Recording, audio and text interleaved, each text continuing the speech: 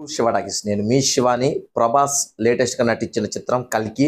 ఈ సినిమాకి సంబంధించిన ట్రైలర్ అయితే రిలీజ్ అయింది. ఆ ట్రైలర్ ఎలా ఉందో మాట్లాడుకునే ముందు ఇంకా మన శివటాకిస్ ఛానల్ సబ్స్క్రైబ్ చేసుకోకపోతే ప్లీజ్ మన శివటాకిస్ ఛానల్ అయితే సబ్స్క్రైబ్ చేసుకోండి. ట్రైలర్ చూస్తే నాకైతే మాత్రం భారీ లెవెల్లో తీశారు అనిపిస్తుంది, కానీ నాకెక్కడో కొంచెం స్టోరీ తేడా కొట్టితేమో అనిపిస్తుంది. ఎందుకంటే యుగాంతం, ఈ ప్రపంచాన్ని జయించటం ఇలాంటి కాన్సెప్ట్తో వచ్చిన సినిమాలు చాలా సినిమాలు కూడా అట్టర్ ఫ్లాప్ అయ్యాయి.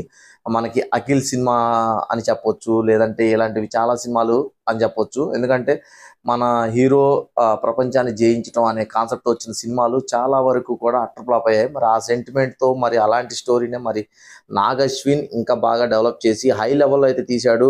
అసలుకి హాలీవుడ్ లెవెల్లో తీసాడని చెప్పొచ్చు. కానీ స్టోరీ పరంగా మరి నాకు ఎందుకో కొంచెం డౌట్గా ఉంది. ఇక ఇందులో ప్రభాస్ అయితే మడికి నాకు ఈ సినిమాలో హీరోనా విలనా అనే కొంచెం చిన్న డౌట్ వచ్చింది. అమితాబ్ బచ్చన్ కూడా హీరోనే అన్న అనుమానం అయితే గట్టిగా ఉంది.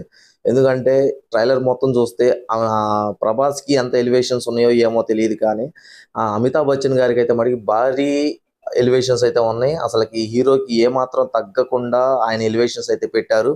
మరి అసలుకి ట్రైలర్లో మడికి అమితాబ్ బచ్చన్ హీరోనా లేదంటే ప్రభాస్ హీరోనా అనే అనుమానం అయితే కలుగుతుంది. ఎందుకంటే ప్రభాస్ కొంచెం నెగిటివ్ షేడ్స్ ఉన్నట్టుగానే అనిపిస్తుంది. సో ఇందులో కూడా పూర్వజన్మలు, పునర్జన్మలు ఇలాంటి కాన్సెప్ట్ కూడా ఉంది అనిపిస్తుంది.